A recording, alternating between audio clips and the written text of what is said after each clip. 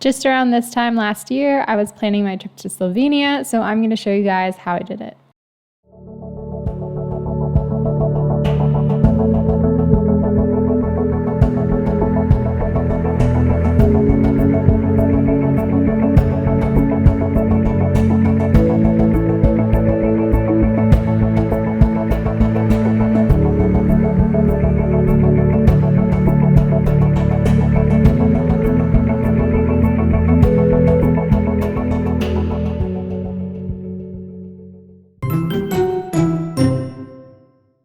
So with any trip I take, I always start out by planning out the journey from kind of the big blocks and then down to the finer details after.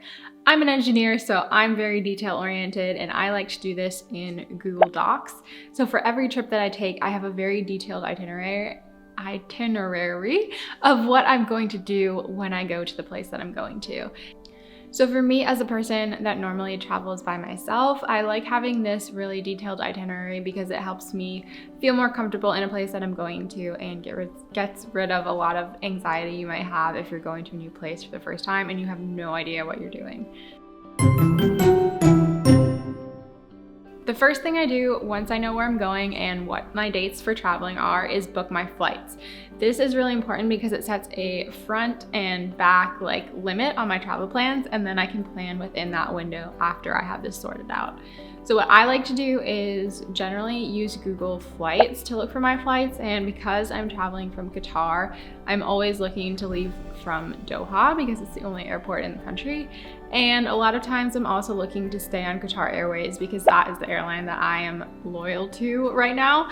I think it's important to establish loyalty to a certain airline because that will help you get points which can eventually be redeemed for free flights, and that saves you money in the long run. So when I first started looking for flights to Slovenia, I obviously looked within the country for the largest airport. And in the country of Slovenia, that is the city of Ljubljana, which is the capital. And from Qatar, I was only able to find flights that had one stop. There were no direct flights to the city of Ljubljana. So the option there was to take a one stop through Turkish Airlines, and that would get me there in a fairly reasonable amount of time with a short layover. So since, like I said, my preferred airline is generally Qatar Airways, I also looked for cities that Qatar Airways was flying to that were nearby to Slovenia. And I found that they had a direct flight to Zagreb, Croatia, which is a very short, it's about an hour-and-a-half drive from the border of Slovenia. So in this case, the cost of flights ended up being pretty much the same for the one flight with a stopover directly to Slovenia, and then the flight that Qatar Airways was doing to Zagreb, Croatia. So in this case, since the prices were really similar, I ended up going with the shorter flight to Zagreb and then taking the hour-and-a-half drive into Slovenia. Slovenia is a very small country, and I found that the best way to get around the country was to rent a car and drive yourself. There is public transportation, but it tends to be pretty sporadic, and having a car just gives you a lot more flexibility and freedom to do what you want when you want to do it. So for me, I decided renting a car was the way to go, and I rented the car in Croatia, which if you are looking for a rental car to go between countries in the European Union, you can oftentimes find ones that are good for crossing borders and have a certain pass that you can use to cross the borders with no issue. So that's what I did. I think the cost was about $70 US to get that kind of a pass. But for me, it was worth it than having to take transportation, like public transportation from Croatia to Slovenia and then picking up a car there. It just saved a trip and a hassle, and for me, it made the most sense. If you're an American like me, you're probably not used to driving a standard car because most of our vehicles nowadays are automatic. But in Europe, there are still quite a bit of cars that are manual shifting. So finding a car there that's automatic that you know how to drive can actually be quite a challenge. So I was having to look through a bunch of different car rental companies before I found one that had automatic cars available, and they tend to be a lot more expensive. But obviously I can't drive a manual car, so that's pretty much the only option. To drive a car in a foreign country, generally all you need, and especially in Slovenia and Croatia, all you need is an international driving license. And this is something you can pick up for I think like $20 at a local USAA outlet. When I'm driving in a foreign country, I also usually go for the full insurance just because I want to have all my bases covered and I don't want to get into any sort of legal trouble when I'm in a foreign country and don't speak their language especially. So I always go for the full insurance, and I ended up getting a Mercedes, so that was probably worth it. If I damaged that one, it probably would not have been too cheap to fix. Once you have all of your transportation sorted, the next thing I look to do is go ahead and book my accommodation. So to do this, what I first do is kind of give myself a layout of where I'm going to go and how many days I'm going to spend in each place. And that gives you a basis for where you can book and what accommodations you're looking to book.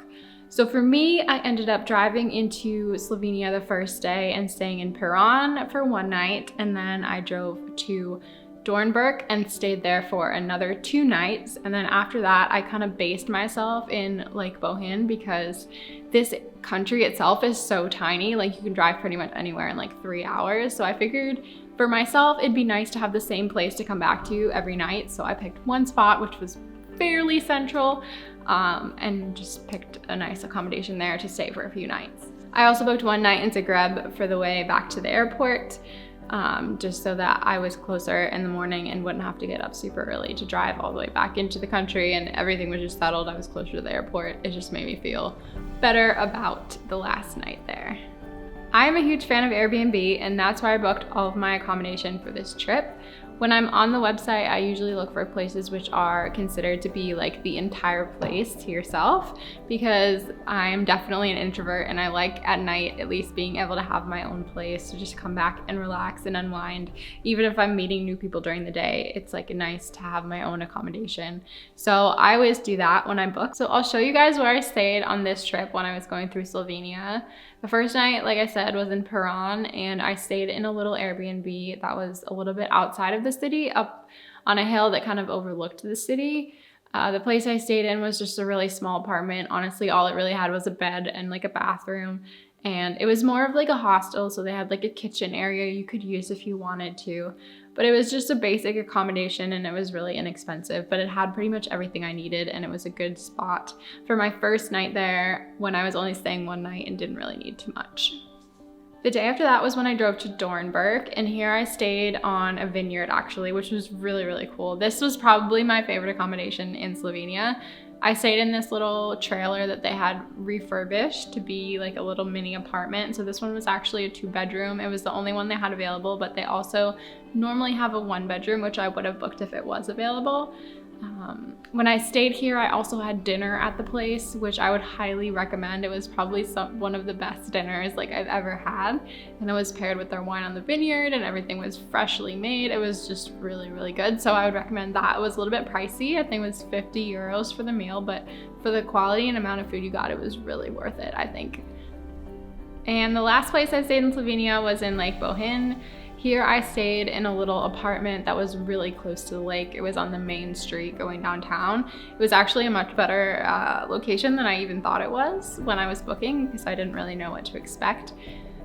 This little apartment is run by a cute little older couple that kind of manages this little apartment, and they have a restaurant right down the little driveway. And it's just a pretty basic apartment, but it has a nice little balcony and a little mini kitchen which you can use. So this one for me also had pretty much everything I needed and was a great home base while I was driving through the country that week. So the last place I stayed was in Zagreb on the way back to the airport, and this was just a small studio apartment that I stayed in. I wanted to be as close to the city center as I could be, and this was a pretty cheap option to be able to do that, and it also had parking, which was important because, like I said, I rented a car in order to get around and was returning it to the airport, so I wanted to have it with me that evening, so having off-street parking was super important. This was just a really great location. This one was a nice central location. Again, just had all the necessities that I needed and was perfect for the short time I spent there.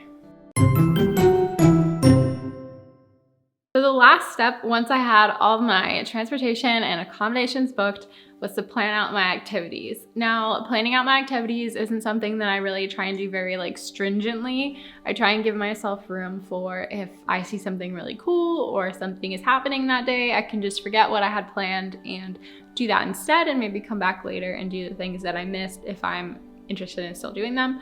So generally my schedule is pretty flexible with planning activities. The only things that I really plan out are things that you need to buy tickets for in advance. So for this trip, it was just the whitewater rafting that I planned out. And even that, I think you probably could have showed up that morning and just been like, hey, can I go whitewater rafting? And they probably would have had spots. Other than that, what I did was put together a list for each of the areas that I was going to for things that I was interested in doing. And then that day I would just pick what I really wanted to do and just do that. One of the things I do recommend having a little bit more details about are the hiking trails if you plan on hiking in Slovenia, especially because the language is not English. If you're coming from an English speaking country, some of the trail names and maps can be a little bit confusing, so it's good to have some directions before you go. For me, the best way to do this is generally to look at vlogs from other people that have been there before, because they have a really good way of inserting pictures into the description in a way that they saw it when they were visiting, so they can help you kind of be more comfortable with exactly what to do, where to go, all that stuff. There are two main blogs that I used for Slovenia. The first one was about Lake Bled because there was a nice panoramic viewpoint that I wanted to go to. So this blog had a really good description of how to get there and basically what the trail was like. So I'll link that one below. The second blog that I referenced was called Earth Trekkers, and this was a family that had been to Slovenia and they had hiked in Triglav National Park. And they had some good recommendations for like a day hiking. A lot of people that watched my Slovenia travel video commented on the fact that I was wearing sneakers in the mountain and they thought that this was crazy. And looking back, now I think it was crazy too. But at the time when I read this article, it honestly seemed like sneakers would be fine. So just forewarning you, if you're planning on making this hike, do not wear sneakers, even if it seems fine. There can be snow. It's a little bit more treacherous than it looks in the pictures. But I still definitely recommend this hike. It's very easy to find once you read this article, and it's something that I think pretty much everyone can do. Hope you guys found this video helpful, and the same kind of travel planning structure can be applied to pretty much any trip you're looking to make, especially if you're traveling by yourself. It's really helpful to have. If you've never been to Slovenia, this is a really fun and easy place to visit. They don't speak English, but there are a lot of good guides out there that can help you get around, and reading the road signs is not too difficult, especially nowadays when all of our smartphones have GPS. You can get around the country just fine. Anyways, hope you guys enjoyed this video and found it helpful, and I will see you in the next one. Bye guys.